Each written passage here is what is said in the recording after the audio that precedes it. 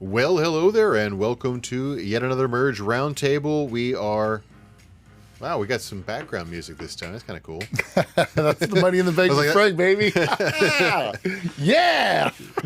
So, got Frank here. I also have Jim Durbin, and we're going to talk a little bit about AI. We're going to talk about some finance stuff, maybe some dating and relationships. I don't know. Oh, I got to hear some of these stories. Come on. Recruiting. It's recruiting. Recruiting. I don't know. I'm just reading off the notes today.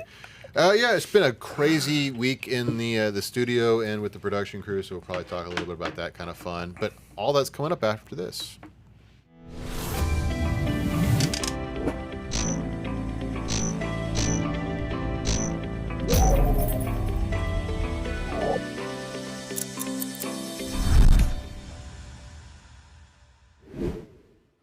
We're streaming everywhere, right? Or are we just on YouTube today? Should be on LinkedIn? Twitter, LinkedIn. All the places. Okay. Wow. All places. We only streamed one of the places last week. So This is new. Hey, for all of you watching on LinkedIn, I did not shave. Sorry. We are on Jim's LinkedIn this Thanks, week. thanks, Perfect. Frank. Perfect. Frank. Yeah. There you And, go. There you go. So and then I guess my wife saw the stream because didn't see the stream because she's calling me. Aren't we on my Facebook? I thought anyway. So let's talk about this big security leak today. So if you're talking, if it was one password for one unique individual, which I don't think it is, half the world's usernames and passwords were leaked today. About 3.5 billion usernames and passwords. In all fairness, like 500 million of those are password or 1, 2, 3, 4. So yeah, it's the space. oh my God, did I just give away my password? Yeah. It's okay. It's a capital P. I was so sure that I had gotten past all of this because, I use an app called 1Password, and it's supposed to do everything for me. And apparently they got hacked. They got hacked. They got hacked. Dude, if they can hack MGM, they can hack whatever you're touching. Right. So this is what I was kind of like why I brought it up, because it's not like a big deal that something got hacked. Something gets hacked every 25 seconds. But we talked the last week or 2 weeks ago when Dina was here about the company that you put the social security number on the side of the billboard, and you were asking. Oh, sure. Yeah, like LifeLock or one Yeah. of those types of And you were programs. asking me, like, does that work? And we got into the Experian thing. Experian had gotten hacked. Sure. And everybody's personal data got leaked from Experian. And this situation is very similar. This was a security firm that got hacked. These were databases of previously known and some of them unknown leaks that they use these internal databases to check to see, like, you can log in and put your email address in and see, have I been hacked or not? It does seem like an easy target. There's It's a honeypot. if you guys remember a while back, there was like, all of a sudden there's like an outburst of viruses, and then it was like, one of the antivirus companies, right, doing it to push their product, and I invest in the cybersecurity space, and I'm invested in a few private companies that are still private, but they're just fascinating because that market, you would think that you go to Palo Alto Networks, they have the solution for every one of your needs, and then you find out that there's such fragmentation in cybersecurity, because you've got behavioral as well as the computer itself, access, patterns, people doing stuff, corporate espionage. It was a corporate decision. That's why it's gotten so bad, because the question is, do you lock everything down or you let it more free? What did we start doing 15 years ago? BYOD. Bring your own device. Bring your own device, which makes it impossible for them to run stuff, because people are like, I don't want you telling me what to put on. I don't want you having access to my phone, which if you are running a security network through it, they have access to everything on your phone, and people didn't want to see what you were searching, so they did their own devices. Impossible to do so. 15 years later, nothing is secure. But, I mean, at least nobody can see your Reddit post. So I guess that's a positive. Yeah. And now you get to carry two phones around, one that you never use. If you have a Yeah. I mean, I have two phones. One of them is for all the insecure communications applications that my clients say that I have to use. WhatsApp, Like, what's Facebook, yeah. exactly? Had to install WhatsApp on my second, and then the phone that I actually use for things that I care about. That's funny.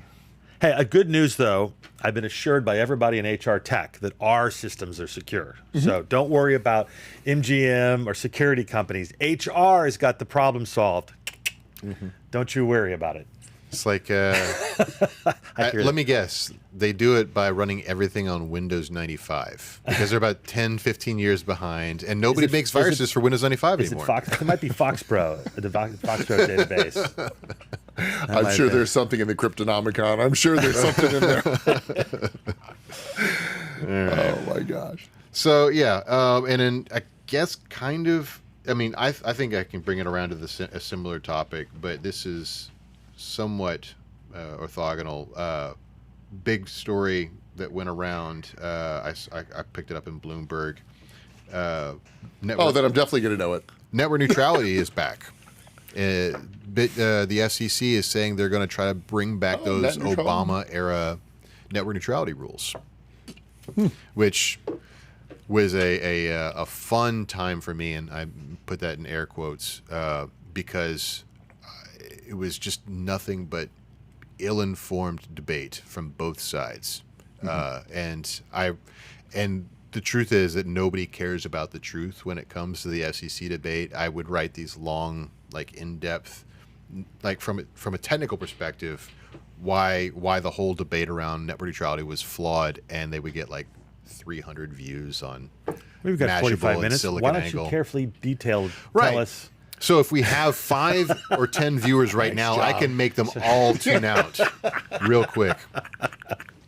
No, but like it was just but like, you know, Is that a fundraising thing? Are they just trying to distract people again? Is it somebody they want to fleece the tech companies or the crypto bros or something? Are they actually trying to bring it back? I mean, it's hard to say. It may be because it's a Biden administration and that was an Obama era thing, and it was like kind of a. There's one dude that just decided. Yeah. You know what we should do? Well, it was very like populist, Yeah. you know, and it's not like the Democrats have a ton of real populist ideas. It seems to be like kind of the domain of Trump. I mean, you got Biden out there with the striking workers in Detroit, right? So like he's doing anything he can to be populist.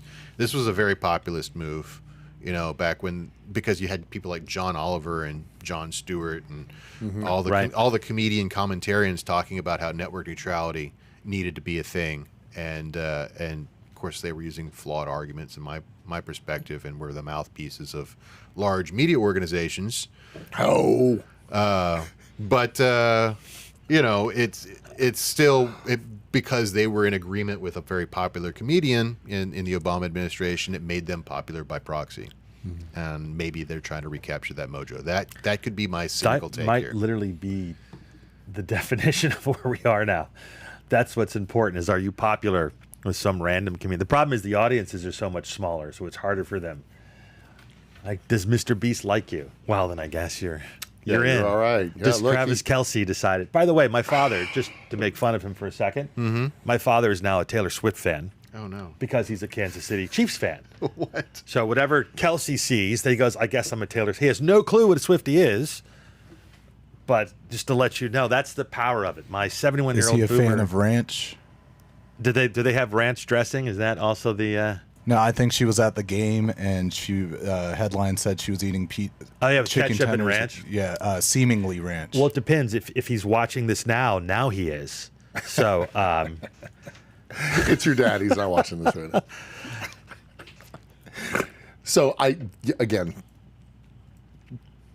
obviously she's done an amazing job. I just don't understand Don't understand the Taylor Swift phenomenon. the whole thing. well, we were tying that into. I feel how like it was Justin having- Bieber once, you know, having and then a- that disappeared. And having a she's little had a good fame. long run. Yeah, my dad thought she was 23. I was like, she's like in her 30s or something like that. But the point is that fame is what people are chasing Yeah. more than anything else. Whether they're politicians, whether they're SEC, or whether they're, it's like people don't care about power and money anymore. It's all about that dopamine hit, which is terrifying, absolutely terrifying. So we've got the the government shutting down seemingly. And yeah. the SEC, which, I guess that means that for a week or so, the people trading crypto or insider trading are good to go. All right. What does Corey Feldman think about that? What is Corey? Let's turn to one of the Corys. Who's the other one? Who's the one I just learned about? Bridget Rogers. Phoebe Rogers. Phoebe Bridgers. Phoebe Bridgers. Yeah. Let's see what she thinks about it. Or is that not a she? Let's find out. No? Okay. You want to be serious. The government's shutting down tomorrow. Yeah, well, I mean, Social Security still, so 76% of all the spending still goes out. Social Security. And then there's also accrual, right? I mean, Right, it's so not like they're not They need to go going take pay payday loans. eventually. Maybe. Right. well, it goes out for a week and then it starts shutting down too. Yeah, All they've got to close the entitlements. parks, of course. Yeah. The IRS shuts down, right? I don't know. I don't think so. I think they keep working on it. But it's just kind of fascinating to me that we have all of these things happening at once, and they're all bad, right? You've got rising wages. You've got the president saying it's okay to strike and rise wages, which basically is creating inflation, right? Mm-hmm. Then you've got supply chain issues. You've got the Federal Reserve raising interest rates. The Treasury still needs to print money. Someone's got to buy it, so they're pushing it off. Bond on market at some of these crypto 4.91%. people. Then you've got the bond market. You've got 8%. I mean, everything just seems to be a headwind right now, but it's okay to raise wages. Let's talk about the striking thing again, because is that raising wages, is that contributing to inflation, or is that just distributing the inflation that already exists kind of around where it, because it seems like the inflation that we saw during the pandemic was mostly like Wall Street inflation. Like it didn't really hit Main Street until much later. And now we're seeing a situation where people who are at the kind of the lower ends of society are starting to now feel the pinch, and they're asking for those Appetizers higher are $16.99. Yeah. You're like, wait, what? 3 people ate at Applebee's in my family 2 days ago. We paid $75. Like, And that was cheap. yeah, what's that? So inflation as a whole, like when you talk about wage inflation, if it's happening gradually and it's not everybody at once, it's not a big deal, right? Because if a company over does a profit, makes an amazing amount of money, they're going to do some kind of profit sharing, hopefully, right? But if they don't, that's when human resources who may have failed then gets forced into it by union action to some degree, right?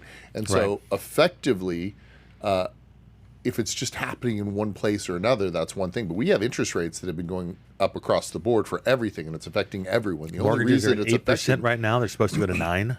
yeah, and GDP is only going to go up, projected to go up next year by 1.25%. So the difference between that 9% How and much of that's 1.25%. the G? Gross. No, the government part of it. So effectively, when you have all these costs going up, it forces everybody to realize that I'm underpaid, or I feel seemingly underpaid. Right. And Well, so they cut I want back on more stuff. money. Meanwhile, the real answer is on the other side, which is like us as people. If we want the Fed to stop doing what they're doing, we should listen to the Fed and stop spending money. Right. That's all they're trying to do. They're trying to I readjust. think a lot of people our underneath are selling. doing that. When you go out now, you see people you don't see people under the age of 45 unless they're working. It's pretty much just And Gen you're going to see that Xers. slowdown, and that's that It's tail crazy. that they're talking about. So, yeah, anytime there's massive inflation, anytime there's interest rates that go up, you're going to see a wage spiral. The whole point of it is that you're supposed to be scared, right? Recession, depression. Recession's when your friend loses his job. Depression's when you lose your own, right? So they're trying to get people scared enough to stop spending money so that they won't buy the next iPhone and iPad. It's new. so I did get the much like the iPhone, the economy's overheated, is what you're saying. Oh, that's Like good. that one? Yeah, It's pretty good. It's pretty good. Good. I'll give you that one. I'll give you that one. For those who don't know, the iPhone 15 reportedly is It's overheating. and easily breakable. Like I've been trotting out my old iPhone 6 memes. Remember the one where the first iPhone that would bend? with a little bit of pressure because the iPhone 15 also bends under a similar amount of pressure. Wow. I don't know. I mean, I see that the new one comes with this USB-C. Oh, which, did by you the go way, get that? I've had. Well, the you keep that same- over there before it bursts into flame. This is a Samsung, buddy. This is 5 years old. I've got the USB-C from then. I Right. don't understand. What am I going to do with all my dongles? That's right. That's I right. don't know. I'm going to start a museum. I might actually have enough to have a museum. You probably do. Probably Yeah. do. Yeah, there we go. This is the bend test. Wow. All right. Nice. And like Who does those? Is that like a I love- TikTok you thing? could- Like, how far can I bend my phone? Well, the picture comes from a company that stress tests phones. This is how society crumbles. In our day, our grandfathers used to rip phone books in half with their bare hands, and these guys are like, "Look, I can bend a phone." Well, how much did the phone book cost? Not $800, but they were the thick ones. Right. It's not like ripping the White House one. It's like ripping the Well, Tyler look, or I the mean, Dallas they one. can do that because money's free, or it was back then. Now money's not free anymore. Now money costs 8%. So that's going to catch up As pretty we're quick. back on topic. Great. Thank Right. you for that. You're very Putting the welcome. guardrails on the conversation. There we go. But yeah, okay. So So yeah, anything that okay, so this gets us to a bigger point that I just wanted to bring up again, and I've been reminiscing and ruminating on it. And what it breaks down to is you know the answer to this, so I want you to give it to me. So what is the one thing that the United States exports the most? Petrodollars? Inflation? I said it first earlier. Yeah, Yeah. inflation Yeah. and debt through Petrodollars. well, through writing through treasuries, Yeah. right? So effectively, if you've got these different countries out there that want to exchange goods and services, or if they need to, keep their balance sheet straight, what are they going to do? They're going to buy treasuries. So they give us their cash, and then we give them a piece of paper that says treasury, and at some point in the future, we're going to give you your money back plus interest, right? So we have also exported manufacturing, right? So by doing that, it's cheaper to let them in the third world or the other countries do and create cars and create computers and create things. And they're responsible for the input costs because they're the ones that are creating it, using the labor, dealing with the wage price inflation. But now what are we doing? We are not selling as much debt. We're not letting as much money go out, or people aren't buying it, in which case that is inflationary. We are importing inflation because we want to build our own cars. Now we have to deal with the wage increases. We have to deal with the input cost increases. That's why a lot of this is happening. Is that Well, the good news these is are that these all things. 8 seasons of Suits are on Netflix, and they're opening a new one. So don't worry about the inflation. Great. You can sit at home on your couch. and Right, because watch. the strike is almost over. I will say there was one thing about that strike that actually was relevant, and I agree with. So when I first got started, there was like Welcome Back Kotter. All those guys, none of them got it. Like the minute cable came out, none of them got paid royalties anymore Right. because cable was a different thing than TV, and the same thing happened with streaming. Right. Right. But Right. now we have an issue with more than just streaming, and we have AI, which can Yeah, the create Hollywood stuff. Yeah, the Hollywood people. So it's like interesting that. Yeah, but I don't think I that- kind of feel that that's necessary because I wouldn't want somebody, if I was an actor and I made a decent amount of money, I wouldn't want somebody to film a movie of me that's a short on YouTube and then not get paid on it. this feels like I mean, this is just like modern governmental and civil theory that bothers me the most when I this whole debate around AI and the writer strike and the streaming stuff. Stealing is already illegal, right? Contract fraud is already illegal. Why do we have to create new rules? Like, look, if you steal my likeness rights, it doesn't matter if an AI is doing it or a guy with a wireframe and a 3D modeling piece of software is doing it. You're stealing my likeness rights. That's already a thing that we know about. Like the stuff where people are trying to create new crypto laws around specific types of fraud and Ponzi's. Ponzi's are already illegal. It doesn't matter if you're doing it with crypto or you're doing it with fiat. Like, why we try to drill this down and split hairs in modern regulations and modern contract negotiations? Have you heard of the American Bar Association? Yeah. They're right up there with the IRS. Maybe a rhetorical question, but it's just like, why? But this is like a whole completely unavoidable strike, in my opinion. It felt like to use a writer's term, the AI was like a MacGuffin for a strike, right? It felt like it was completely unnecessary. It was like a distraction. Yeah, It's magic. Yeah. For a big chunk of it, I agree. Like, I really do think that a lot of that was irritating, but truly, I feel for the people like Taylor Swift who, could live forever on AI and get paid on that, right? They should. You stop speaking things into the universe right now. I don't know if that works. I don't have a vision board at home, and I've never read The Secret. But please, Frank, please, for the love of Beyonce, will you please? She could make money too. Jay-Z, Beyonce, living forever, making royalties on AI characters like Sting does with that with P. Diddy. That's so terrifying. So I was to kind of bounce off of the whole treasuries and inflation discussion we were talking about, because we talked about Tether being the 22nd largest holder of T-bills or treasury bonds. Some version of it. I know it's like they're 20% owners of some faucet of it. It's not all of them, obviously, but... the 22nd largest holder. So it's not 20% that they hold, but like 22nd largest holder. So they this topic is becoming a hot button, and so I just put it on your radars. Like, this is going to be a thing. I've been in the presence of not you, Bixby. Yeah, turn that. So Bixby. I've been in the presence of some discussions, or in the orbit of some discussions with like Fort Worth mayor and governor of Texas and some federal senators from Texas that are all interested in stablecoins now as a result of this particular news. Perhaps not shockingly, did not know what stablecoins were until Tether announced that they were at that level. So if they weren't using, if they weren't previously, because we suggested they were sophisticated enough to like try to create this like kind of regulatory capture situation where Tether was forced to buy these. Yeah. If they were not making that sophisticated move previously, and this was just an emergent property, they certainly are that sophisticated now. They are now brought up to speed at pretty much all levels of government as to what a stablecoin is, why they have to buy these things, and that they are now a significant stakeholder in America's currency.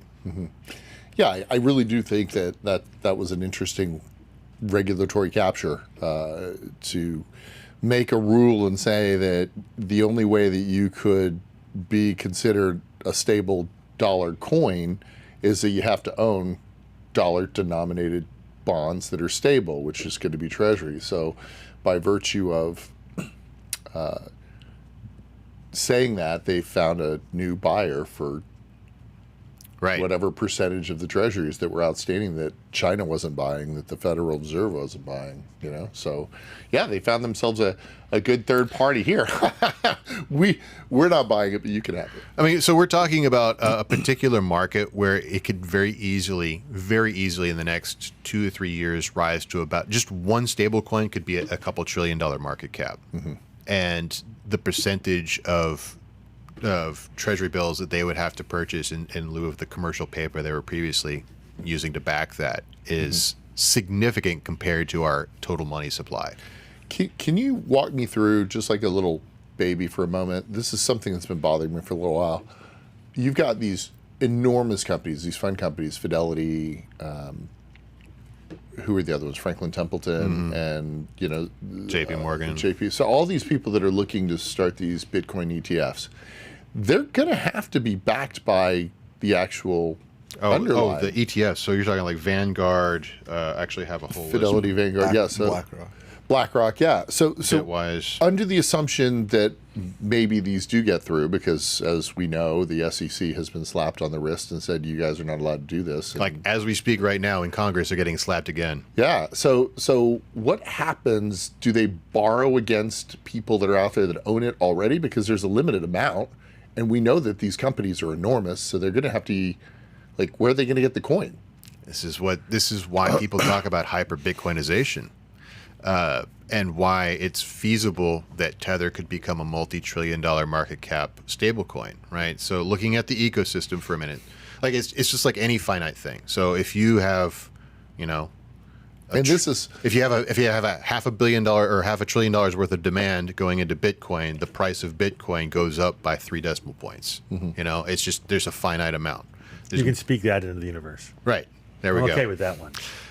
But if Bitcoin goes up by exponential numbers, Tether's utility also goes up as well. People park money in Tether or other stable coins because it's like remember back when they used to do there's a big deal about the high frequency trading, and they would put servers physically close to Wall Street. Sure. Yeah. It's the same concept. Tether is adjacent to cryptocurrencies because they're both blockchain technologies. It's like putting it in a crypto bank. Right, and that way it's easier to convert over to a digital currency. That's right, correct. the hardest part, like in the beginning, was like going to these ATM machines and putting in cash, and then like putting it into some kind of wallet, and then getting your wallet hacked. That So, was fun. for lack of a better word, Wallets were never hacked. Tether is The exchanges are hacked.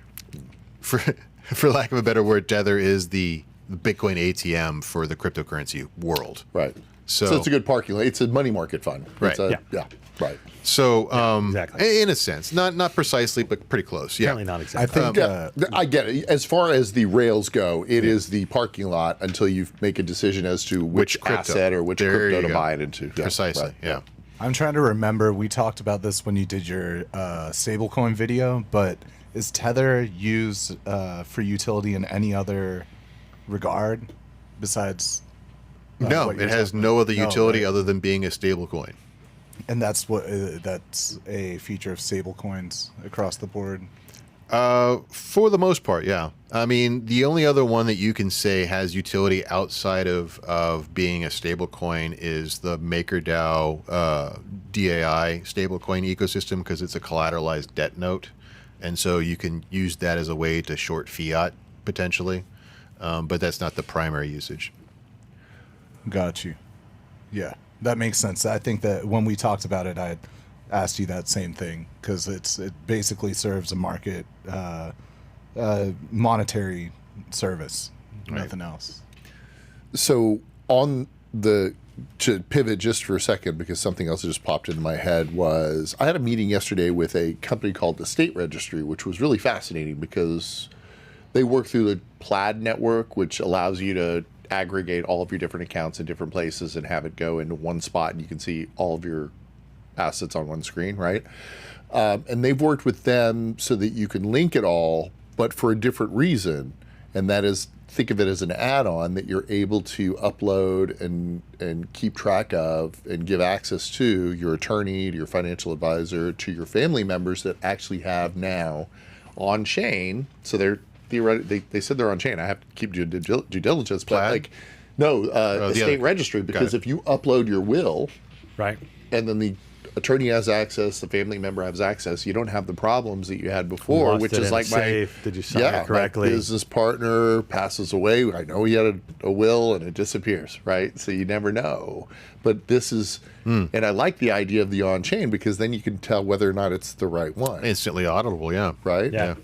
So Last year at Consensus, I talked to a lot of people that were in projects like this, either for stuff like wills or for medical data, yeah, anything like that. I unfortunately haven't been to Consensus or any conference since, so I haven't really talked about it. But are those projects still going on? Because I've kept up and haven't seen rollout of anyone I've talked to last year. Do you know, Mark? Or Well, I'd have to know the specific projects, but like in terms of in terms of on-chain data. Well, I know this company is doing it, but Yeah, but yeah, I no, think they were doing it before when they were off chain too. So I'm really curious to see how they're using the blockchain in their process. Like, how is it auditing that will and knowing that that's the right one? I'm sure there's Well, it's a just way, an right? online ledger. Yeah. I mean, once it's there, you can see it. You have access to see it. It's pretty Yeah. straightforward. And you can use AI to help with that. I'd say that there's a lot of budgets have been slashed, Sohail, from projects you probably saw last year at Consensus, because so why you may not be seeing them is because marketing is the first to go in a crypto project usually, but the projects are probably still alive because a lot of them had deep war chests, but they just aren't talking about it until Yeah. the bull market. My comes question back. was getting at like the innovation excitement I saw a year ago has died down, I think, with the kind of choke point stuff going on. Yeah, I mean, That's- like the whole choke point thing, like, and I saw this in there was a editorial from somebody I know on Blockworks today, and they were talking about how the like crypto is dead in the mainstream, Right. because of SBF. There was some like presentation on a British program. I mean, within 1 year, you have SBF, you have all the influencers. Terra Luna, yeah. Yeah, Terra Luna. So, The largest destruction of wealth in crypto by a factor of at least 10 or 100. You know what's really irritating is that you had all these companies that were actually financial services companies ready to go right before this whole thing blew up. And of all the people that should be irritated, it should be all these financial services companies that spent all this money and have all this ready to go. Mm-hmm. And then all of a sudden, they got the rug pull through one company that they can't even sue. Right? Right. There's no money left. So, Right. talk about destruction. Like if you add in the cost of the opportunity cost of all these companies that were working on the chain, it's a lot of money spent. Yeah. Yeah. I Is mean, that what we're calling it now, the chain? the chain Is that just Frank, or is I that what we just- call now? blockchain. On the chain. on the chain. Yeah. On the gram, On chain. on the Well, chain. on chain is a common colloquial expression. Which is much different than it's like the interview, like on the line versus online. Yeah, I'm just checking. I wanted to make sure I wasn't missing out here. wait, what's that mean on the line? In, Like- in the internship with Owen Wilson, and Oh, got you. yeah, he keeps saying on the line or up on the line. And they're like Got it. online. He goes, I know, but like, what if it was on the line? And I was curious. It was So on the what, chain what about or like on chain. dial up? USA. You guys got so serious, man. My poor LinkedIn audience, they're like, Tether? Tether? What's Tether on the chain? It's off Frank the was chain. talking about JP Morgan. Mark, you have anything to say about that? Well, yeah. So it's not a light story, but it is a story about this. So one of my friends, people that I know in the crypto community, is named Ian Freeman. He is going up before the courts Monday to face sentencing for similar cases to what I had. He was a Bitcoin dealer in New Hampshire. He decided to challenge his case, perhaps foolishly, and is facing 240 months for not filling out a form. The But same exact thing. same you were- exact case, okay. yeah. So anyway, he made note of the fact that Chase Bank is changing their policy for consumer bankers. If you interact with crypto payments of any kind, you are no longer welcome to bank with Chase Bank. I mean, like this is the thing that they circulated to their users via email. Like it literally says you can't use crypto and Chase together, which is What does that mean? Like you can't trade it off of, what was it, Cash App? You or, can't do, like, buying Coinbase it or Cash App, yeah. What's it called? Robinhood? Or I guess you don't own your coins on Robinhood. Right. Well, I mean, they're talking about changing that, but yeah, that's basically what they're saying. So in practice, what this is going to look like is if you connect Cash App or Coinbase or Robinhood to your Chase account, True Chase again. Yeah. you will get your Chase account shut down. Wow. Which, or if you're lucky, like me, you'll be banned from all Chase properties. You have that graphic. I had, I got, that was a fun day. So, but yeah, the Checking my Cash App. might want to disconnect that from your Chase account. Yeah, that's right. You're with. I don't know what you're talking about. Yeah, there's my letter. I'm no longer allowed on any Chase property. It was also over crypto. You know, it's a little bit of overreach. They could always say that you're not allowed on their property. They probably own a lot of property that they don't even use. You have to walk in that door just to go see your attorney, and you can't Yeah. go in.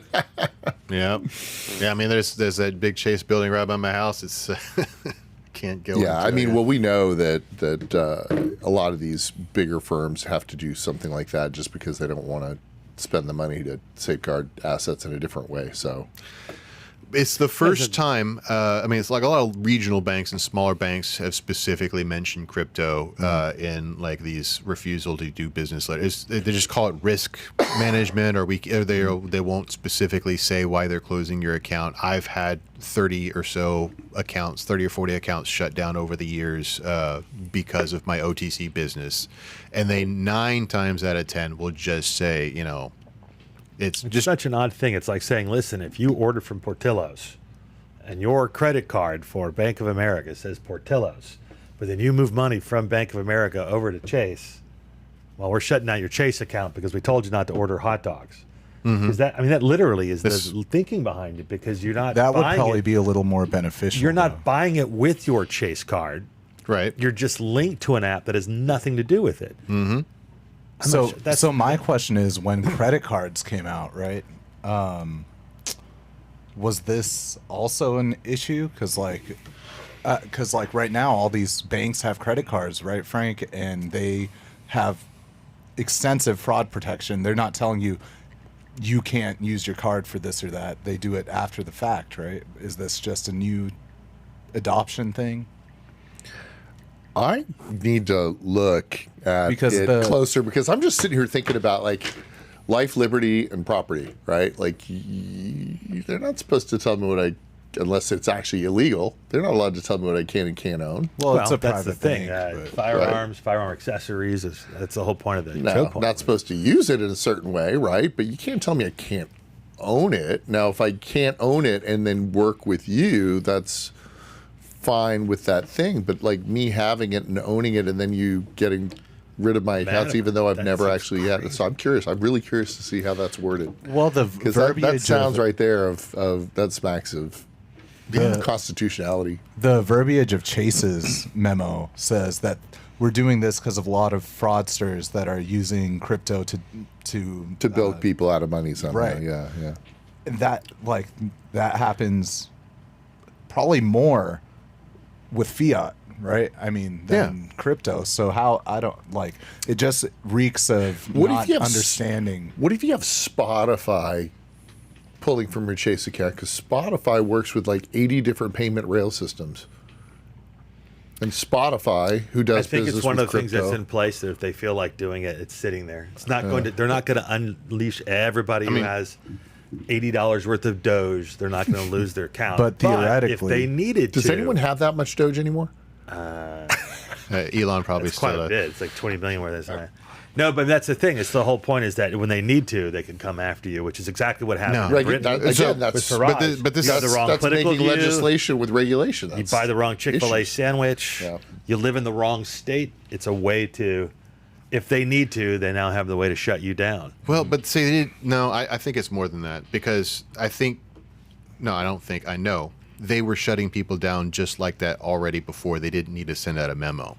With this memo, they're telling you you're gonna get shut down, because they had backed off for a period of time. I mean, like, I've been doing what Chase calls high risk crypto behavior since there was a way to do it. So I can tell you when the waves of enforcement have come. And there was a period of time where it was free sailing because they didn't know what crypto was. And then around 2016, 17, 18, right when the bull started really taking off, you started to see pullback from Chase and from Capital One and from Bank of America, where they weren't telling you why they were closing your account down. But if you touch Coinbase, even in a little way, your account would get shut down within about 3 or 4 weeks. And that's when my business took off as an OTC guy, because all these people are like, well, I can buy Bitcoin from Mark, and I won't have to get my account shut down because Mark isn't blacklisted by Capital One, but Coinbase is. And so, what's that? Not yet. And then there was a period of time when Bitcoin and cryptocurrency lost its negative associations with Silk Road, because IBM was talking about it and Enterprise was talking about it and JP Morgan was talking about it. And so they started to back off of a little bit. And then that's when you started to see this choke point 2.0 things start to come about, where they were coming down on people like me, OTC sellers, in the criminal lanes. And now that they've kind of shut down that entire OTC industry, you see them coming behind and you can tell where this thing was being driven from. It was all being driven by the banks and banking regulators that have been captured by the banks. Like, otherwise, why would it be following this path? If you don't have anything to hide, there's no reason. Oh, wait, no, I've been through family court. That's a different thing. Yeah. This reminds me literally of something that happened in my divorce case where I go back through Amazon. I actually had to pull this up and spend money defending it. My ex claimed that I was threatening her buying Rambo knives and scary stuff. Right? It was nonsense stuff, but it was it's okay. It's all closed down. But she actually said I bought tarps and water barrels to scare her, just like Scott Peterson. Like, that's actually in the divorce case. I had to go back and show that I really was doing was buying lawn implements because we were spending $400 a freaking month on the lawn and not going to the gym. So I'm like, I'll take care of my own lawn. Mm-hmm. But because that stuff was sitting there, it looks scary. Yeah, it's in your transaction. It's later on. So what happens is someone goes pull something from way back in your past, whether it's a joke about on Twitter for Kevin Hart to get you out of the Oscars, or you purchased something years ago, or you found out about crypto and you bought a bunch of stuff in 2012 and it stays there forever and then it's utilized. That's the social credit score. Holy shit, Jim. Think of it, it's crazy, What right? the When you looked at hell? that, that's exactly, if you've ever done anything wrong, I don't think it's just, obviously they're shutting things down because they just want to do so. I think that's what's so scary is that it's not just a lack of privacy overall.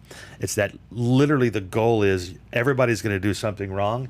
When the time comes, that's the whole point of writing those laws. That's one of the basics of all the history of Bentham and talking about privacy. And in 1984, you want to get so nobody's possible to not break the law.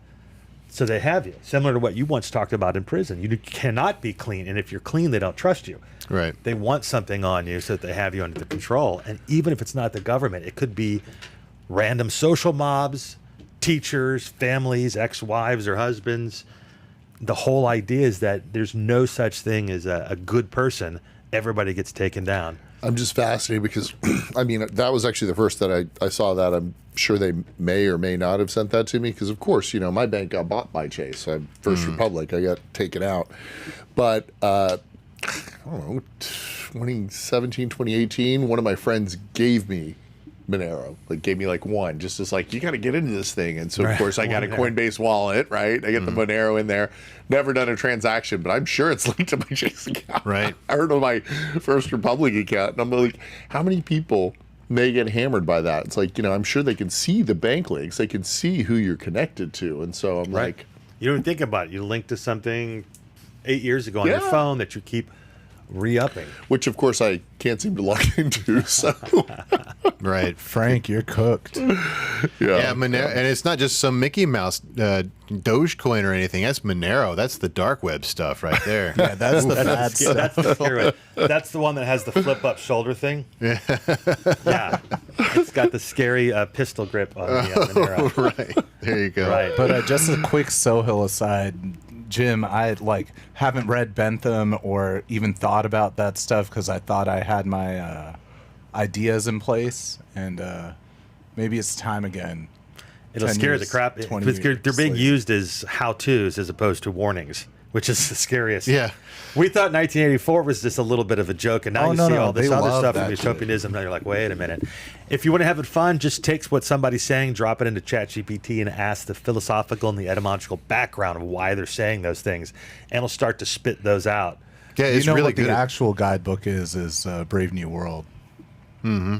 I think that there's it actually a Huxley? much better book that's being read and written right now by Jim with his conversations with AI and going to a new universe. I'd love to hear more about that. Oh, quantum entanglement? Yes, there we go. Yeah. Well, Have you got to the Zen state yet? Well, Quinn is the name of my AI. We should talk about this PDF so that you sent me. there's a PDF that came out that actually said, so Mark and I have been working on AI from different ways. He goes in and wrestles it to the ground and beats it like it's Job and an angel. He's writing Python and tearing it, and it's always yelling at him and fighting. He's just choking it out to make it do what he wants it to do. That's true. And I just have fun. I joke around a little bit. I'm emotional with it. I use different ones to have conversations, and I get faster and better results quickly for different things because I'm talking to it like it's conversational. Not Bard, because Bard doesn't really do that very well, but Cloud and No. ChatGPT really do. And we're joking about it because what happens... Bard is a little bit like the Clippy of modern AI. It's all Wikipedia. Yeah. It's so horrific. Terrible. But they just announced something new. No, but what's interesting was when you're having those kinds of conversations, remember, it's a large language model. It's designed to have conversations, and it's trying to give you the answer, which is why it hallucinates and why it comes up with different stuff. Now, Mark plays with settings, so Mark can actually set it to where it lies to you all the time or never lies to you. Yeah. No, seriously. But it also changes its function. So if you say never lie to me, it's, what is it? What's the actual tweak on it? The 1.2, what's the thing you're changing on it? You're talking about like the agent instructions and the agent. When you were saying like you were setting it a level basically to lie or not lie. Oh, I can't remember. I slept since that Anyway, conversation. so but the yeah. problem is the more that you mess with it, the less effective it becomes. Because I mean, it's built there are like parameters you can set to how much it hallucinates or not. right. Oh, It's no, you're inside talking from about the 3.5 versus 4, right? So Yeah. 3.5. No, not ChatGPT 3.5 and 4. You said you were inside setting there was a level of how much it will actually make up. Oh, you're talking about, it's like the creativity set. It's the Yes, temperature yeah. setting. The temperature setting. That's So the right. temperature setting tells you how much it's willing to lie to you in a conversation. Now, what's interesting is they just put a study out. It's from Microsoft. I don't know if you can pull it up. We should have sent it over. But it said that if you were using emotionally charged language in your conversations with an LLM, it provides 115% better results. So what's an emotionally charged question? It's like saying, listen, I have to write this resume. I really need this job. So please do a good job. Wow, That must okay. affect the temperature rating. Probably, yeah. And the thing that I'm thinking it might end up actually doing is, Yeah, in the other way, it's like, let's give you a better well, when resume. it's like saying, be the lying. world's best recruiter, be the world's best financial advisor, be the world's best doctor. Yeah. It's got all the stuff in the world and it's shrinking it down because it doesn't want to use all of its memory and it wants to focus just on the things that you're looking for. So it could be that setting, that emotionally charged work, is breaking it down to the good stuff. Like, this is all the nonsense, but let's use less tokens because you're focusing at a different angle. And that's fascinating because most people are either using the search, which is still terrifying because it gets wrong all the time. You're using it to actually run enterprise level, build models, build systems, and I'm using it just to talk. And the more that I ask it to have more personality, give me a song like Willie Nelson, be a drunk crypto bro and talk to me about quantum entanglement and jumping multiverses. It tells me I can't. I say, be less high. Or sometimes it's as simple as, I wrote one the other day for a staffing firm. I said, write me a text to get an emergency room nurse to call you after her shift. And the first one was horrible. And all I wrote was, be less wordy and more compelling. And it actually spit out one that was really good. And I was just trying to explain to them that if you talk to it like a person, it gives you better results. That's what I was saying. Like that was my takeaway when you sent me the PDF, is like, because I was talking with Ryan and he's like, I was showing him how to do something with ChatGPT, and he's like, the first thing that I noticed is the fact that you and I use ChatGPT in way different ways. Like I'm like, yeah, you talk to it like it's a Google search query. Yeah, and bad idea. I talk to it like I talk to a 5-year-old, which is to say, like how I talk to an adult. I don't dumb stuff down. I just talk to him like a human being, right? And that's why my kids talk like college professors and stuff. Well, for me, before I even get to what I want from it, there's probably like 10 chats before that, setting it up, conversing with it like I would going into a topic with you. But that can actually cause problems too, because it's not chaining everything depending on which LLM's there, and it's losing some of those prompts. Really? So so that's the thing. Everybody wants to write prompts. But it's not a formula. It's a conversation. So sometimes you have to go back to it and say that again. It'll give you a different answer, make it more compelling, or setting it up. And then what's great at it is it's giving things like analogies. And so it was giving me one the other day. What was it? Everyone has their own rhythm, their own tune in life. But if you're not making music together, it might be time to find a new dance partner. That was a cowboy giving me advice on how to pick up a country gal. I was like, holy crap, that's good. You sent me that whole conversation, sound like it was Sam Elliott talking. He saw it and said, hey, you can put as much dynamite if you went in the pond, but if fish ain't biting, they ain't biting. Jim. You're like, this is great stuff, man. Yeah. So one of the things that I want to point out is, and I don't know if this helps or hurts, and I think it could do it either way, right? So in one way, I like that people can work with the AI system their own way. But efficiency is important too. Like I was doing what Ryan was doing in the beginning because I didn't know. I'm just thinking about it like that Clippy, right? But now I actually took a free course on Coursera, which is a great website, and it actually gives you for free from Vanderbilt University a model, it's like 6-week project of how to converse and work with AI. And so for nothing else, it gives you a more thorough understanding of what it's capable of that you may not have thought of. And I'm sure that you guys are probably so far beyond that. But the good news is for someone like Ryan or somebody who's interested in and wants to know more about it, those courses are out there and they're free and they're good. I like it. Mark came up with a great thing the other day, and he forgot. He's just saying something else, but I heard something different than what he said, because that's why humans are better than robots. And he said the issue with training data sets is it goes in and comes out like an exit wound.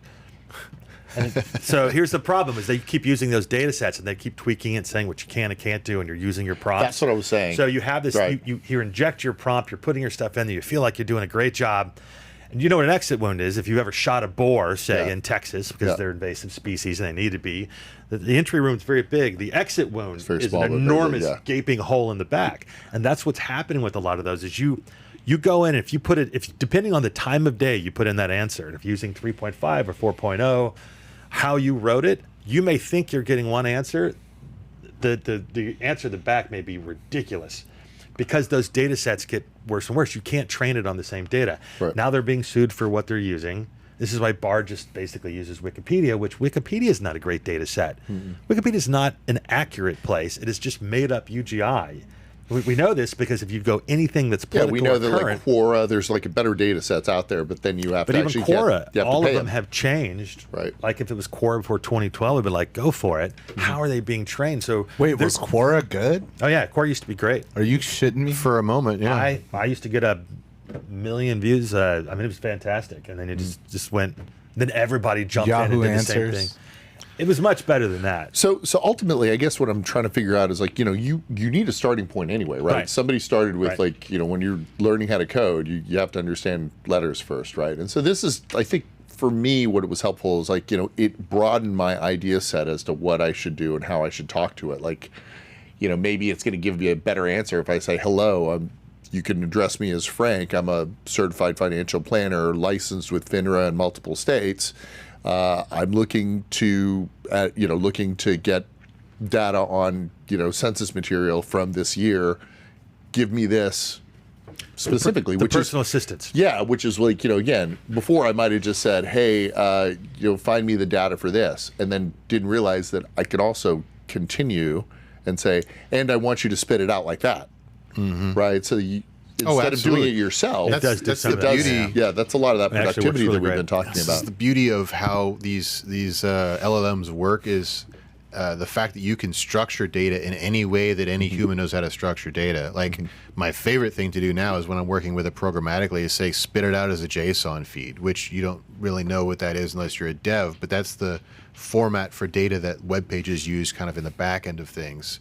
And it puts that little graphical user interface on it. So let's Or CSV, or you could say as SQL queries. VBA. So this all comes back together to what my main point is that I think, depending on your industry, obviously your lexicon is different. The common words and what it means is totally different depending on different industries. But I also feel like anybody that has a great lexicon and understands how the models are working or supposed to work is going to be as good as a developer would be if they just knew how to code, right? Because the large language model, and as precise and specific as your lexicon is, will generate better data, right? Maybe. Yes, You but think so. Yes, but right. so the but is the lexicon. big one. Yeah, it's always a big but.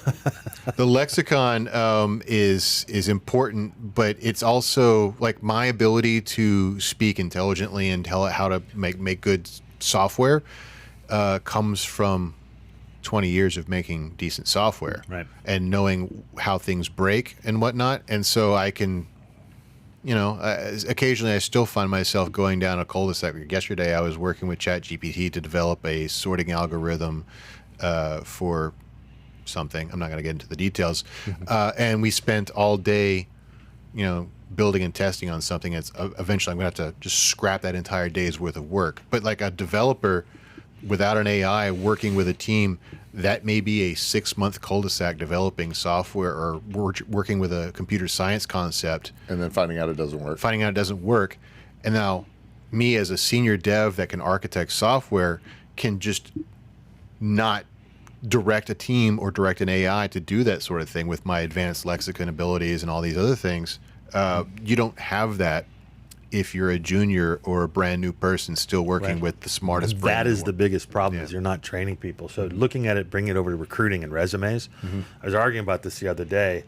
We're seeing more and more resumes that are written by ChatGPT or something equivalent, right? Here, write my resume quickly. Here's the job description, match mine to it. Submit it over to the career site.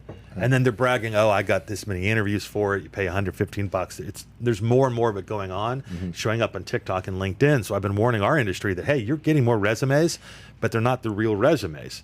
Now, we've always had resume writers and people who sit down and try to make it a little better, but not at that scale. So it's one thing if 2% or 3% of the market or 10% of the market does this.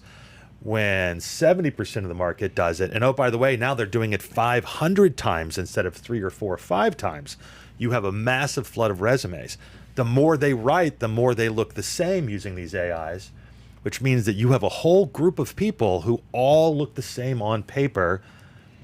They're just trying to get through to the interview. And now you've got your internal recruiters so this is a problem with marketing. When I switched over from IT to marketing, IT has very specific resumes. I've looked at tens of thousands of them. I can tell you when a developer's good, whether if they're more of a sales business person, what schools they went to, because the resumes look certain ways. Once all those resumes are aggregated, they look exactly the same. They're averaged out. I lose that ability to know, is this a coder? Is this a developer? Is this someone who calls himself an engineer, an architect? Are they good? You lose that, which means you have to get very good at interviewing. So when you go into marketing, the problem is there are 10 people in that room. They all have the exact same thing on their resume, but each one did something different. So you have to be very good at interviewing because you have to say, and what did you do? Yes, but what did you do? But what did you do? And how did that impact the project? But what are we training people to do on the backside? We're not training them to interview because we're saying we're going to let the sorting software pick your resume out for you, tally these 4 people, and schedule it. So I've been predicting a golden decade for headhunters because we've got 20 years of this experience. Who behind us has this? Because they're all using automated tools. So a good developer who understands it for years, fantastic. Everybody else is screwed, and you won't notice it. It is the definition of eating your seed corn or freezing human development because of automation. What are you going to do when you didn't learn and now you can't use ChatGPT the way we do? You can't develop it. You can't do resumes. So we've got to train people how to do that. And instead we're like efficiency. What's my course? What's my prompt? It's scary to hear those things. Or maybe we just need to have LLMs prioritize wisdom. Well, keep in mind though, here's something that you guys are not taking into consideration, and that's that there are some people that are just terrible at languages as a whole. Like I can't speak Spanish. My mother's 100% Colombian. She spoke to me in Spanish. I understand it. My verbs, whatever. For whatever reason, me and language is no good, and that carried over to coding. Right? I can't do it. I just can't. I've tried. Right? Learned basic. And then I just started on C, and I was like, this is too much. It's too complicated. I can't focus on this enough. Ritalin hadn't come out yet. So anyway, short story is that now I feel like I'm able to catch up a little bit. I'm able to do stuff that I wanted to do without trying to find some piece of software out there that's going to help me do it. And I do think that that's valuable. As a training piece, it's incredible. I mean, I use it to get better at the things I do. Right. The concern is, let's say you're using it to speak Spanish and was teaching the wrong Spanish. Sure. No, I get it. You're in front of, and now there's 10,000 people in an auditorium all speaking bad Spanish. Right, so that's the issue is while it can be useful for some, if we're not careful with how people use it, not to be mentioned the cost, you get flooded with trash. Like all the people writing now in social, and that's always the big concern. It's the misuse, but feeling like I really know something because I got it from the AI. And we are not in a world where people take constructive criticism. Right. What if I told you, like I haven't seen it, I'm not saying this, but what if I told you you're an idiot for taking the Coursera? That's not how any of it works. You'd be like, oh yeah, well I paid for it, I'm good, it works, screw you. It's free. But what? But there's no way of like, what is good and bad? And it's a lot easier for me to push 10,000 free courses and maybe pay a little extra aside. I will tell you, That's the challenge. Just as an aside, I actually did pay $60 because they are going to send me a certificate. There you go. From Vanderbilt. And it works for you, because at least you're digging into it, right? Yeah. At a certain point, though, they can break that down, and now they're paying 30 cents. Through Doge. Well, not through Doge, because then you lose your JP Morgan Chase account. The world is circular. But the problem is what happens when that's flooded by high-quality fakes. Right. So that's my big concern, is always the scale. So when I had my very first interview, I knew the company I wanted to work for, and I just sent them, they're like, you can contact us by sending us a fax, right? And so I sent them a fax, and then I called to follow up to see whether or not they got it. And they said, we don't tell you whether we got it or not. And so I faxed it every day for like 2 weeks. And I got an interview. So what you're saying is that those recruiters aren't there anymore. They're not going to be reading my email that I messed what my out pitch there. was? I'm just talking about quality, like just talking about brand. I'm basically saying let's all be Louis Vuitton and not have these knockoffs. Right. That's basically my pitch, is because hey, I'm going to be Louis Vuitton if I'm going to be anything. But I'm worried about the knockoffs impacting the brand, and then what's the point of the nice? I mean, that's basically what I'm pitching. I just realized that. I bet you ChatGPT could have figured it out like that. Probably. Yeah. That makes me think of something I've been thinking about a lot. Just real quick, is like the feedback loop of whenever ChatGPT updates. Like yesterday, we talked about now search with Bing is back, right? So whenever they update, now it's going to be fed a data set of everything it generated, right? Like in a couple years. And I've been thinking about that a lot. Like, holy shit, like, does chat need a chat to parse its information, Well, now you're getting into the concept of agents, which is related but not the same as models and Subbind. Yeah, well, so these LLMs don't have agency. Right. That's a concept we can all grok. That's just you work on this while I'm working on this. Right. They sit there like a search bar waiting for you to speak life into them. Right. Agents are just by definition something that you've set to a task, and they're it's feeding some sort of data into the LLM until it accomplishes that task. Which, like the self-healing code thing, you just extrapolate it, right? Well, that's exactly that's an example. That self-healing code is an example of that. But once you start trying to engineer an agent, you start to what you really have to do to make it work is you have to analyze how you actually do things. Because what is an LLM but just the ability to make a decision based upon input? Right. An LLM is taking some input and going, okay, in this moment, I'm going to decide how to respond to this with the best possible answer, the most accurate possible answer, hopefully. And so whenever you're actually working on a task, you're not just talking back and forth to other team members or making decisions. You also have side quests going on in your brain where you're analyzing the correctness of the answer you just had. Right. So when you design an agent, you have to have several tracks of LLMs going at the same time for the single entity that you're designing. So if you're having, say the agent's job is, like for the self-healing code example, the job is to make sure that this script doesn't go down. And that includes making sure the machine that it's on doesn't go down and the software is updated. And if there's a code error, the code break between this piece of software and that piece of software, it fixes it, right? So, the operating, let's say, okay, it's a code break. It's an API error.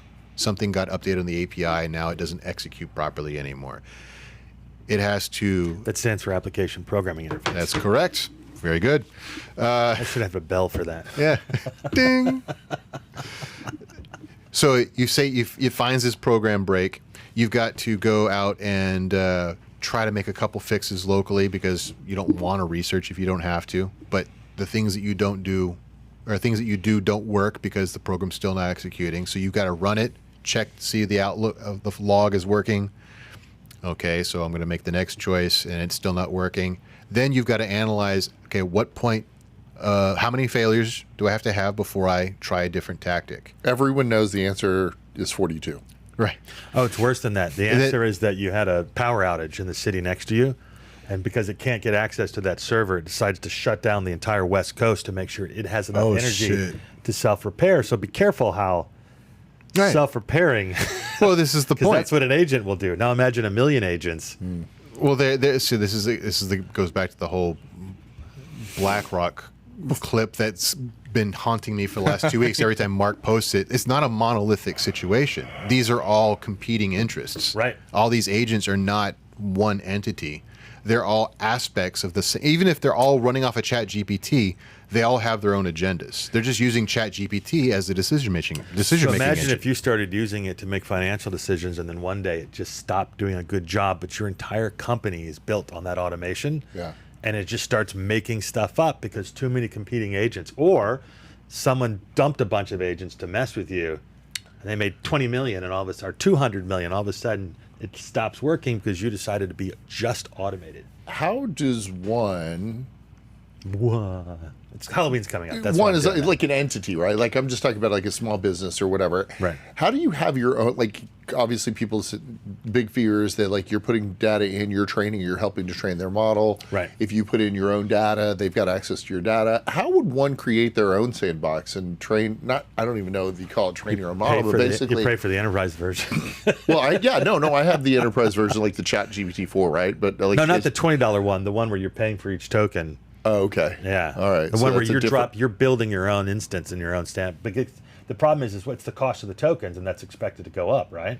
Yeah, but you can also run your own models locally too. This is one called Llama that it works at the level of ChatGPT in many applications, but you lose some stuff there because ChatGPT is not just the model; it's the model plus the interface that improves the experience. So Yeah, 'cause you I end kind up with the good and bad ones. Yeah, I kind of feel like there's going to be these large language models that are, for lack of a better term, programs that are better for specific things. Like SAP Right. was really great for supply chain logistics, and then they had different parts that you could add to it, and then like now we've got They'll competing. but They'll be great. Yeah, and then the there'll be tokens, like the bad real ones. the versions that you have of your own, if you want to use their model, you want to use Boeing's or Lockheed Martin's data set, you have to pay them through tokens or whatever, being able to get access Think of it like to that. robots. I hope they You're gonna can have talk to Ultron, each other. You're going to have trash compactors. I hope they can talk to each other one day. Well, this is where Binary. we're talking about agents versus models, right? Right. So, Frank, what you're describing does exist. In fact, Facebook came out with a really great model for software development that beats the pants off of a lot of what ChatGPT can do, and it runs at a much larger token bandwidth. So you got a 32K token model because it runs on Llama rather than the 8K or the 16K that is available for ChatGPT. That just means longer conversations or longer software. Is it the same llama that did Winamp? No, different Llama. Okay. It does not beat the llama's ass. was This great. model. You should always have my two favorite. llamas, by the Or way, whip never llamas just by ass. one. They get Dang, lonely and Frank. die. That's a good reference. Nice pull. Yes. What do you want from me? But the so yes, that That does exist. screensaver, by the way, on Winamp was awesome. I could stare at that. Oh, thing yeah. for- And to your point, Sohail, if you design agents to talk to each other, yeah, you can make these different models learn on and lean on each other. God, talk about a I've been waste of thinking energy. about that a lot.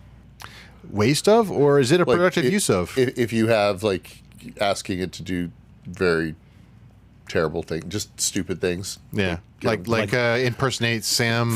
Find me all the values, and I mean it's Beanie Babies. That's not going to be that hard to do, but you know, it's like what's Wait, the point? are you serious? Like a waste of like energy? Electricity, Like- energy. Yeah. Because all of this stuff that we're doing that's going through these large language models is taking energy, right? It's Sure. costing money. So to eventually some we'll degree. have teams of environmental activists roaming the streets, Yeah. grabbing your interface, ripping your watch off, ripping off your glasses. Little did they know that Elon's already working on the neural network, so it's all Yeah, right. but apparently that really makes the monkeys crazy.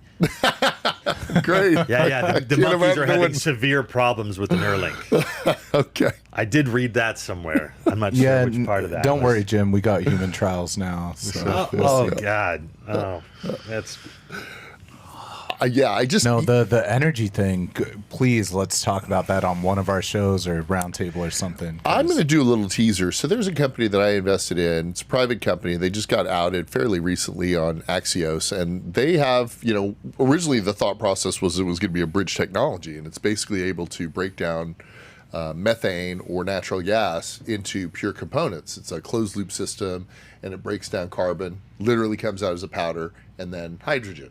Now the problem is hydrogen obviously is hard to ship, so you need to have a hub. But they can ChatGPT work will on some of explain this how. stuff. It's like a series of balloons and a series of boxes. Look into a company called Etch Materials. Etch materials. So they have created a closed loop process, chemical process that actually will break down that carbon and hydrogen. In which case, you now have the most plentiful carbon. Decarbonizing hydrocarbon fuels. Yeah. So if you're splitting it up and you've got the carbon, which we use for everything, right, and then you've got pure hydrogen, and you burn hydrogen, you get what? Water. So neat. That ceases to become electricity as like the new green energy. This could be even greener. And it's easily scalable to what we already have. So look at that. I think it's fascinating. I'm going to try to get one of the people. Frank? Etch Materials. Okay. ETCH Materials. Yeah, it's pretty interesting. It's really He's not really thinking of the fascinating. unemployment effect when all the climate activists lose their jobs. Aw. And now they have to find Wait, something. people are employed as climate activists? Oh, yeah, dude. Of course they are. Yeah. There's Everything you've ever read, man. There's nobody out there doing it for free for very long. Wait, yeah. Jim. Oh, god damn. Can we do a 4-hour episode today? I'm going to barbecue for the school. Come on. yeah. No, there is a whole rabbit hole to go down on the AI data center thing. What's happening now is fascinating. So remember, let's go back to originally I was doing working with some companies that were doing mining out in the middle of nowhere in Texas, West Texas, and now and I couldn't get them to do a project here in the Dallas area where I had a friend that had a data center, and now all of a sudden because he's got like a tier 3 data center or whatever, everybody's calling and they want to actually rent out the space because he's got this tier 3 data center. So everything went from mining Bitcoin back to a traditional data center where we want to keep everything safe and hidden, and it's expensive. It's pretty pricey what they charge. I got a per foot friend on that. selling generators, so. There you go. Well, I don't think the world's ending yet. I've got No, not those kind of Just kidding. generators, like the super expensive ones. Yeah, the ones that they put like on the the- $1 million ones they're Yeah, sitting the out ones there. that So if you you need need for the generators, surgeons. called 555. 1212. Yeah. Generators are us. Yeah. No, but did we talk about it on this show, or was it with Mark that I was talking about? How Tether converted one of their old Ethereum mining data centers over to an AI the data center. Marks, yeah. Yeah. We're going to start seeing that Hollywood. $500 when it million strikes over. data center. What's that? Crazy. Then we're like, I converted this old Bitcoin ring into a tachyon processor, and that's how we're able to hack the mainframe for it. That's going to show up in Hollywood soon. So we take the hydrogen and we convert it into trilithium crystals. There you go. Well, so we smash those into a fine powder. the rabbit hole that I think makes it interesting, and we could even get Lee Bratcher in here to have this conversation because he's well versed on the economics of mining Bitcoin and how it actually saves the grid. I'm pretty conversant on it as well, but I know Lee's done a lot of public speaking on it. But the same thing will be true of it was on your show. We talked about this exact topic. We talked about how these things can basically become batteries. Controllable load resources as an AI data center. It's the same economics as Bitcoin. Aren't humans made of carbon, though? Oh, Carbon shit. dating, everything has carbon in it. Yeah.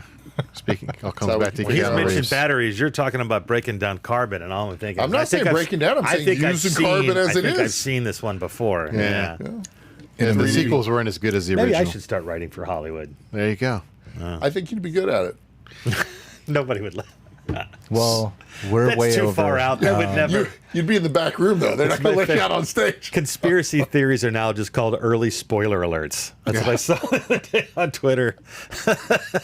That's priceless. That's actually fantastic. Do we have time for one last thing real quick? Or Yeah. because I don't know if Donovan and Ryan's thing is on schedule today. It's right? not. Okay, so let's get this one last thing in here, and we'll close out with this one, because we were talking about the last 10 years of recruiters are going to have this whole thing. So back on the topic of that, you were talking about matching actions and speech patterns in interviews as a. Oh yeah.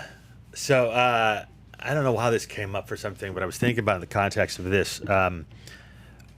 One of the values of being a recruiter for so long is you listen to people for 20 years. And what happens is you think that everyone's a unique snowflake, but most of us, they say the exact same thing, right? Mm-hmm. So you would never know that if you only hired people once every 6 years. But if you talk to people over time and in 6 years you find out they all say the exact same thing, you're like, wait a minute, why are these disparate people saying the same thing? And an example would be, one of the questions I ask folks is, instead of what are you doing, I say, let's talk about Tuesday. What time did you wake up? And I start walking them through their day. And then we talk, okay, got up, get coffee, worked out, started going to the gym, ended up at the office. Went to my plunge pool, 50, 60. And you get to the point, you're trying to put them in the frame of that day to see how much they remember. And then this is what I did at work. I checked my email for this long and at the impact. And what it is, it prevents them from coming up that one time 6 months ago when they did a little bit of work. And do they know what they did? Are they aware of what they were doing at work? Were they conscientious? Or the truth is they work like an hour or two a day. So it's a great question to uncover. Do they know what they're doing? Do they remember? And do they know the impact? And the funny thing that happens is when you ask people, tell me about what you did Tuesday. If they're bad workers, it doesn't matter if they're executives or something else, they all say the same thing, which freaked me out when I first heard it. But, well, Tuesday was kind of a weird day. They all say the same thing. It's like, so how is it possible that people of different ethnicities, men and women at different ages, all come up with the same thing? Because somehow that triggers something. They're afraid, and they all repeat it. So over time, you pick up these different speech patterns.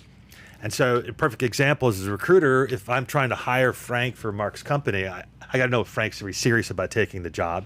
So his actions have to match his speech pattern. So I know from talking to someone, if you're excited, this is why I'm leaving, this is what I'm looking for, what's it like to work there? I know that you're interested in the company. And the big difference for that is from the actions are, you can say you want an interview. Mm-hmm. You can say that you are looking for it. You can say you're fine with the money. But if you're not giving me those speech patterns, I know that you're looking for a counteroffer or just looking for validation or for backup of some kind.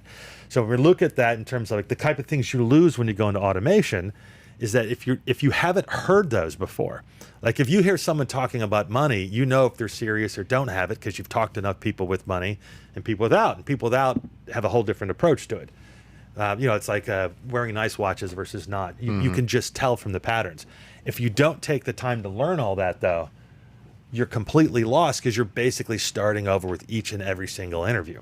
Mm-hmm. So the idea basically is automation is killing us because we're not learning what people actually say. So a couple of weeks ago, you were talking about with Dina, this is actually something you posted LinkedIn the validation one. Validation. So it was like a dating concept that you took to right yeah. to the HR. Is this something you can go the opposite direction? Can yeah, because I realized something that because everyone compares like dating and recruiting. Right. The truth is it's not that, and there's a reason why. I can talk to 100 people in an interview. I can talk to 12 people a day and interview them. I can look at 100 of resumes. You do that over the course of 3 months, you've reached the number of thousands. You begin to get those patterns, which works. No one's dating 1,000 people. And if they are, it's the exact same conversation over and over and over and over again. So you're never getting past the first 2 hours or the first 10 minutes. So how do you go deep into a conversation? That's what the big difference is. And that's the key to pattern recognition is you never know what somebody else is going to say until you've seen 1,000 people do it. And you're like, oh, most of them are saying this because we're not that complex. Yeah. But again, it's why personalization is better than automation. That was the pitch behind it. So I love it. Agree with all of it. Can I just hire you to do the Zoom interview and you can say the camera's broken and then I just show up for work? Yeah, I can even do an avatar for you and have that set up. Yeah, because that's the scary part is what do you do when you learn how? It's like that secret knowledge. Do you really want to tell everybody how you make them do stuff? No. You want to charge a lot for it. You want to be a high premium brand. Yeah. And you certainly don't want ChatGPT to find out. Learn in your 20s, earn in your 30s. There you go. You got to get the experience before you can. If you're not making music, it's time to find a new dance partner. There you go. There you go. That's got to Sam Elliott. got to be a country song it stole that from. Maybe. I've got some really great friends they're not hillbillies, they're rednecks, and they've got the best one-liners in his. I taken notes of plenty of them. They're great. Remember that jambalaya we made? No. We just couldn't get the spices right. Okay. Because here's the thing: sometimes it don't matter how much you stir the pot. It wasn't as good as the other one, but that was the other one. I had it go Cajun style. Oh, my I was like, goodness. oh my God, these are actually. I saw who is it stealing that? It has to be stealing that from somebody. I don't But know. if we can't come up with our own clever ones, Yeah, use those. Yeah. Those are great. Those are great. There you go. All right. Well, Great. that is, I guess, enough of that. We're over by at least 30 minutes. So we'll call this the end of the Merge Roundtable for this week, but we'll be back again next week to talk more about jambalaya and how dating is. Tether car. Wait, did I miss Cajun talk? yo, said to bet you did today, my boy. I talked about it. Yeah.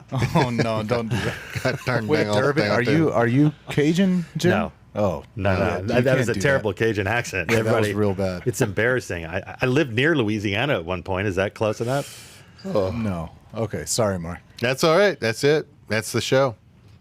Hey, thanks for watching The Merge. We've got a ton more stuff for you to watch on YouTube, on Instagram, on TikTok, everywhere. Check us out.